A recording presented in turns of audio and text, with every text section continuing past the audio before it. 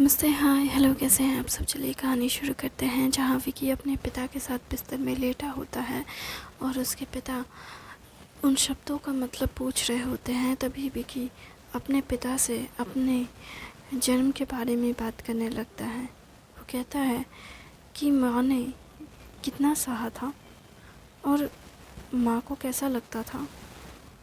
क्या माँ हमेशा मुझे लेकर खुश थी।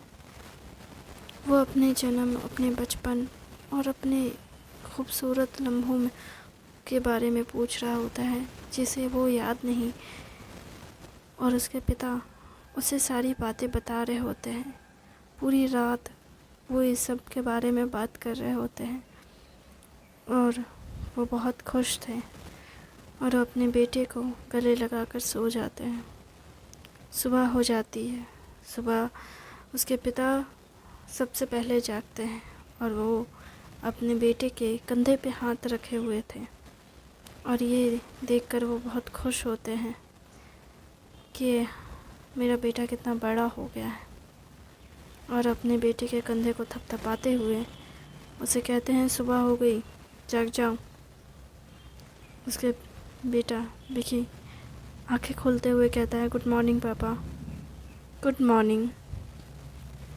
उसके पिता भी उसे गुड मॉर्निंग विश करते हुए उसे जगाते हुए कमरे से बाहर जाने लगते हैं, और वो कमरे से बाहर निकलते हुए कहते हैं मुझे उस शब्द का मतलब जानना है। वो ये सुनते ही उसके होठों पे जैसे एक छोटी सी मुस्कान आती है और वो इतराते हुए सोचता है यकीन नहीं होता, वो रात में फ़ोन चला रहे थे, फिर वो इस शब्द का मतलब क्यों नहीं ढूंढ लिए। क्या उन्होंने नहीं ढूंढा। वो ये सब सोच रहा होता है कि वो फ़ोन में भी तो सर्च कर सकते थे। फिर वो अपने पिता के पास जाता है जो कमरे से बाहर जा चुके थे और बाथरूम की ओर बढ़ रहा थे ब्रश करने के लिए। तभी वो अपने पिता के पास जाकर खड़ा होता है जो ब्रश लिए हाथ में थे। विनय भी विकी भी उनके पास जाकर खड़ा होता है और ब्रश हाथ में लिए कहता है रेस्ट ऑफ माई लाइफ का मतलब होता है मेरी पूरी ज़िंदगी, या यूँ कहा जाए तो मेरी आखिरी सांस तक मैं सिर्फ तुम्हारा हूँ। अच्छा, तो इसका मतलब ये होता है। विकी हैरान होते हुए कहता है अच्छा, मतलब आपने सर्च किया था है ना, फिर आप मुझसे पूछ क्यों रहे हैं। नहीं, मैंने सर्च वर्च नहीं किया, बस मुझे याद आ गया इसका मतलब। क्या मतलब। मतलब ये सेंटेंस मैंने पहले भी तुम्हारी माँ को कहा था और तुम्हारी माँ के चेहरे पे एक चमक भरी मुस्कान आई थी। उस वक्त मुझे लगा कि मैंने कुछ अच्छा ही बोला होगा, मतलब बोलने के टाइम पे मैंने बोल दिया था, पर मुझे बाद में पता चला कि इसका मतलब क्या है, क्योंकि बोलने के बाद तो तुम्हारी माँ की खुशी दुगनी हो गई थी। उसके चेहरे की हंसी जैसे खिलखिला उठी थी। मैं भावनाओं में बह गया था, ये मुझे पता था, लेकिन मैं ये नहीं जानता था कि मैं कितना बह गया, और इसलिए मैंने बाद में इसे सर्च किया था। और अब जब मैंने तुमसे भी ये बात कही तो मुझे याद नहीं था, लेकिन जब मैं सुबह जागा तो मुझे पता चला कि इसका मतलब क्या था। क्यों, रात में आपके फ़ोन में इंटरनेट नहीं था। इंटरनेट तो था, पर मैं चाहता था कि मेरा बेटा मुझे बताए। मेरे अंदर इतना पेशेंस है कि मैं एक जवाब को जानने के लिए इंतज़ार कर सकूं। वाओ, इतना पेशेंस। बेटा, प्यार में पेशेंस सबसे ज़्यादा ज़रूरी होता है। पर ये प्यार नहीं था, ये तो बस एक जवाब था। वो तो आप कहीं से भी ढूंढ सकते थे। लेकिन अगर ये जवाब मैंने तुमसे मांगा तो तुम्हें कैसा लगा। अच्छा लगा। मुझे अच्छा लगा कि आप मुझसे जानना चाहते थे, ना कि किसी एआई या किसी सर्च इंजन गूगल या इस तरह की किसी चीज़ से नहीं। आपने मुझसे पूछा, मुझे अच्छा लगा। यही बात है ना, लोग खुद करने के चक्कर में इतने खुद पर डिपेंडेबल हो गए हैं कि वो कभी दूसरों के तरफ देखते ही नहीं हैं। कभी कभार दूसरों से मदद लेना भी सामने वाले को खुश कर देता है। ओह, अच्छा, तो आप मुझे ये समझाना चाहते थे। हाँ, बिल्कुल मेरे प्यारे बच्चे। लगता है जैसे आपको एक रात माँ के साथ नहीं सोने मिला तो आप कुछ ज़्यादा ही प्यार लुटा रहे हैं मुझ पे। मुझे डाइजेस्ट नहीं हो रहा है ये प्यार, डाइजेस्ट नहीं हो रहा। मैं ऐसा ही हूँ। और सच कहूँ तो तुम्हारी माँ ने बहुत अच्छा काम किया मुझे तुम्हारे साथ एक रात रुका कर। अब मैं तुम्हें अच्छे से समझ सकता हूँ। जब तुम छोटे थे तो हमारे बीच सोते थे तो मुझे बहुत गुस्सा आता था। कभी कभार सोचता था कि तुम्हें उठाकर बगल रूम में रख दूँ, और मैंने ऐसे कई बार किया भी है। लेकिन अब मुझे अच्छा लगता है। अब मैं तुम्हारे साथ भी सो सकता हूँ। बिल्कुल नहीं, विकी अपने हाथ क्रॉस करते हुए कहता, नहीं नहीं नहीं, देखिए 1-2 दिन काफ़ी है रोमांटिक भरी लेसन को जानने के लिए, प्यार भरे गीत को गुनगुनाने के लिए, लेकिन हर रोज़ प्यार भरे गीत सुनने को मिले तो कान ख़राब हो जाते हैं। नहीं, प्यार तो हमेशा मिलता ही रहे तो कम लगता है, जितना मिले उतना कम लगता है। यकीनन आप सच में पागल हो चुके हैं माँ के प्यार में। क्यों, ये बुरा है क्या? नहीं, ये बुरा नहीं है, बल्कि बहुत बुरा है। मुझे लगता है कि मैं मीठा खा के शुगर मरूँ या ना मरूँ, लेकिन प्यार से ज़रूर मर जाऊँगा। प्यार से लोग मरते नहीं हैं, प्यार में तो लोग फना हो जाते हैं। ओ गॉड, माँ! ओ मेरी माता श्री! वो अपनी माँ को चिल्ला चिल्ला कर बुलाने लगता है। उसकी माँ आती है किचन से भागी हुई और कहती, क्या हुआ, तुम्हारे पिता के साथ फिर से तुम्हारा झगड़ा हुआ? नहीं, बिल्कुल नहीं मेरी माँ, अपने पति को अपने पास रखो, ठीक है? मुझे इनका प्यारा सा रोमांस नहीं चाहिए। ये कैसी बातें कर रहे हो तुम? माँ, एक तो मैं बहुत बड़ा हो चुका हूँ और बहुत मैच्योर हो गया, और मुझे पता है आपके पति देव आपसे बहुत प्यार करते हैं, ये मुझे पता है। लेकिन अब उनका प्यार मुझ पे बरस रहा है, जो मैं नहीं चाहता। मैं इस प्यार से दूर रहना चाहता हूँ। ये प्यार आपके लिए पास रहे तो अच्छा है, मेरे पास ना आए। वैसे भी बचपन से ये प्यार थोड़ा थोड़ा दूर दूर ही रहा है, तो ये दूर ही रहे तो अच्छा है। क्या मैंने तुम्हें बचपन से प्यार नहीं किया? आई एम सॉरी मेरे बच्चे। ओह मेरे बच्चे, ऐसा लग रहा है शकुनी का डायलॉग चल रहा है यहाँ पे। नहीं, मैं शकुनी थोड़ी ना हूँ, मैं तुम्हारा मामा थोड़ी ना हूँ, मैं तुम्हारे पिता हूँ। वैसे तुम्हारे पिता भी तुम्हारे मामा भी तो यही शब्द कहते हैं ना? नहीं, बिल्कुल नहीं, मामा बिल्कुल ये शब्द नहीं कहते हैं। मेरे बच्चे ये वाला डायलॉग तो कतई नहीं मारते हैं, यह मुझे शकुनी का याद दिलाता है और कुछ नहीं। अच्छा ठीक है, मैं शकुनी नहीं बनता। हाँ बिल्कुल नहीं, आप मेरे पिता हैं, शकुनी नहीं, इसलिए प्लीज़ मत बनिए। वैसे तुम्हें महाभारत याद है?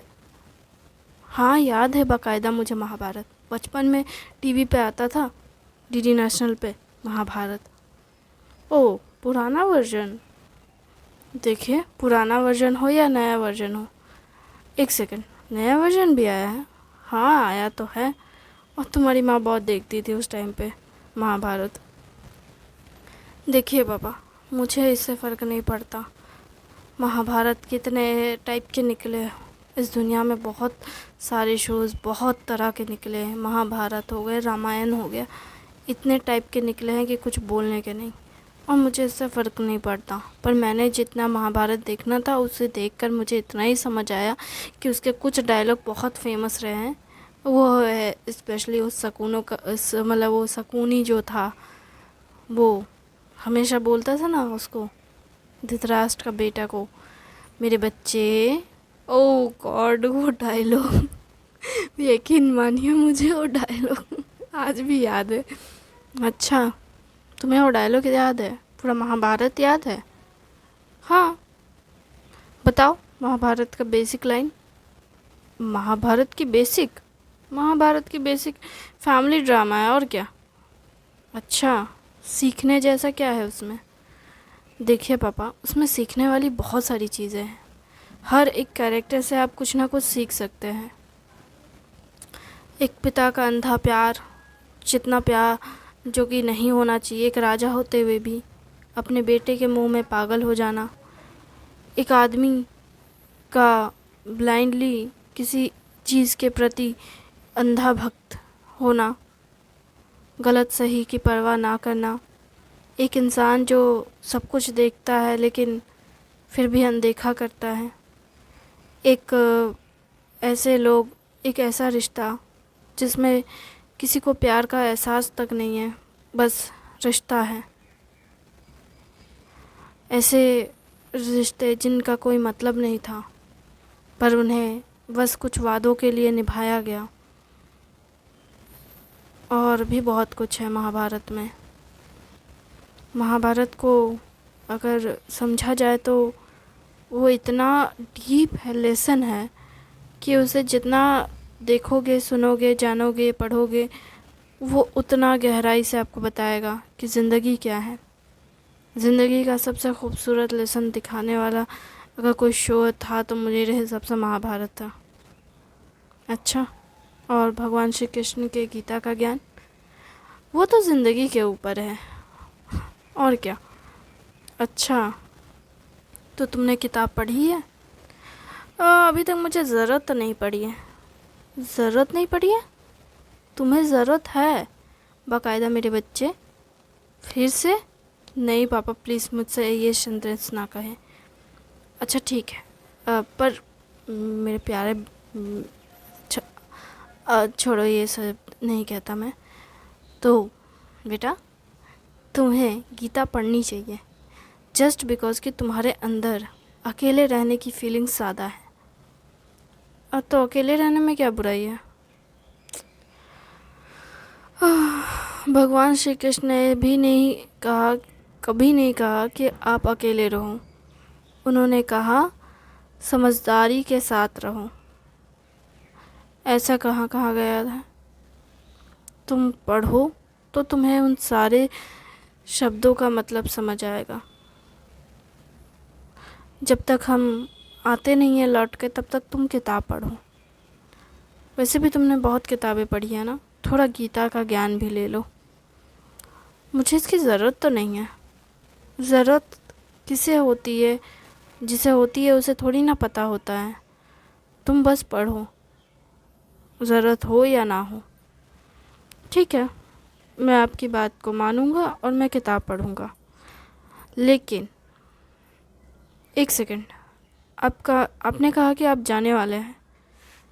हाँ, हम जाने वाले हैं। उसकी माँ भी कहती है, क्या कहा आपने? हम जाने वाले हैं। हाँ, देखो, हमारे बेटे के साथ हम बहुत वक्त रह चुके हैं, अब हमारी छुट्टी की बारी है। तुमने कहा था अगर मैं हॉस्पिटल से डिस्चार्ज होकर घर आ गया तो उसके बाद तुम मेरी बात मानोगी, और मैं छुट्टी चाहता हूँ जहाँ सिर्फ तुम और मैं रहूँ। क्या आपको इस वक्त यही करना है? देखो, मैंने तुमसे कहा था, तुमने कहा ठीक है, एक बार मैं तुम्हें अपने बेटे से, हमारे बेटे से मिला दूँ, फिर तुम जाओगी। मैंने मिला दिया, तुम यहाँ रह भी गई 2-3 दिन। अब चलते हैं ना। उसे भी काम है, हमारी वजह से वो भी काम पे ध्यान नहीं दे पा रहा है। अच्छा, तो आप अपने बेटे को काम में उलझाए रखना चाहते हो और उसे ठीक से खाना नहीं खाने देना चाहते। ऐसा नहीं है। तुम्हें कहाँ से लगता है कि हमारा बेटा दुबला है? आपको कहाँ से लगता है कि वो मोटा है? अरे, मैंने कब कहा कि वो मोटा है? फिगर अच्छी है इसकी, और क्या चाहिए? लड़कियाँ मरती है इस पे। ओह, क्या सच में? मेरा बेटा, प्यारे बेटे, बताना ज़रा, लड़कियाँ मरती है तुम पे? क्या तुम्हारी सच में गर्लफ्रेंड है? क्या तुम्हारे पिता जो कह रहे थे वो सच है? एक सेकंड, पापा ने क्या कहा आपसे? क्या उन्होंने कहा मेरी गर्लफ्रेंड है? हाँ, वो डॉक्टर, वो क्या तापसी? एक सेकंड, डॉक्टर तापसी मतलब वो डॉक्टर का नाम है तापसी? हाँ, उस डॉक्टर का नाम है तापसी। उसका नाम तापसी है? हाँ, और वो डॉक्टर है?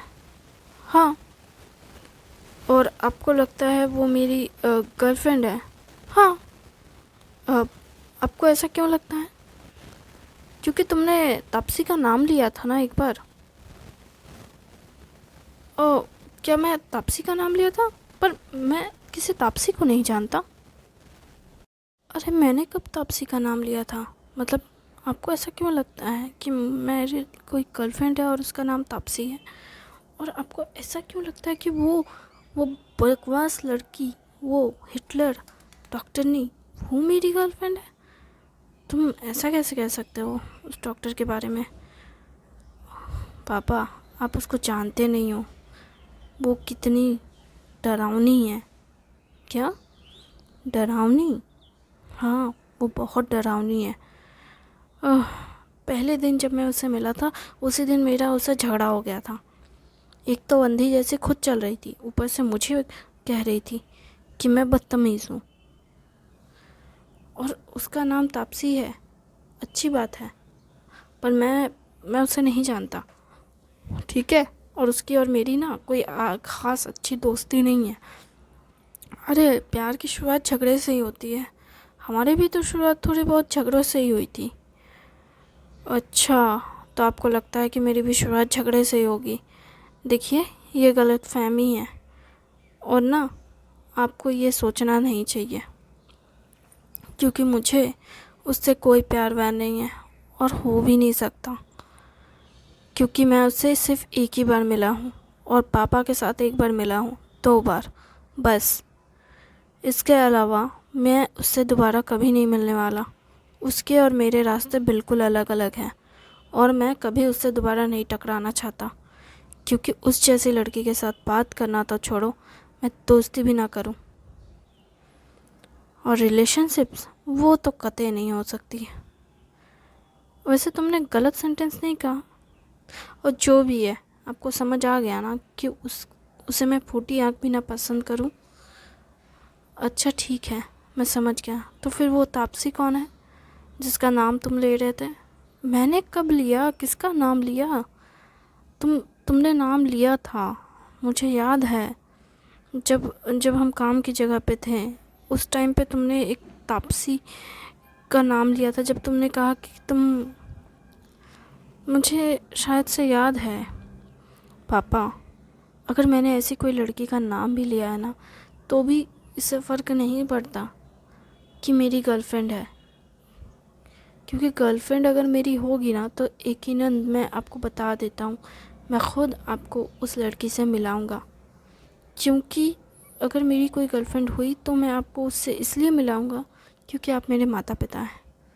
और आपने खुद ही कहा था कल रात में कि आप मेरे हर फैसलों का सम्मान करेंगे और आप मुझे उस इंसान को चुनने देंगे जिससे मैं प्यार करता हूँ।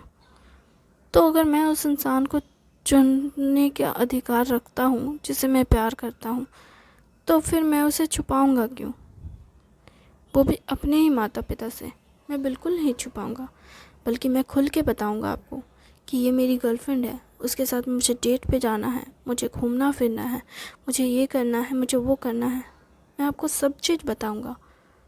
मैं मेरे प्यार को आपसे इंट्रोड्यूस कराऊँगा। मैं बिल्कुल नहीं छुपाऊँगा, ठीक है? इसलिए प्लीज़ खुद को और मुझे परेशान करना बंद कीजिए। अगर कोई गर्लफ्रेंड हुई तो मैं आपको ज़रूर बता दूँगा, ठीक है? और अगर आप जाने वाले हैं तो हैप्पी जर्नी। अब मैं नहाने जा रहा हूँ, बाय। फिर वो नहाने चला जाता है Vicky. Thank you very much इस कहानी को सुनने के लिए। उम्मीद है आपको अच्छी लग रही होगी।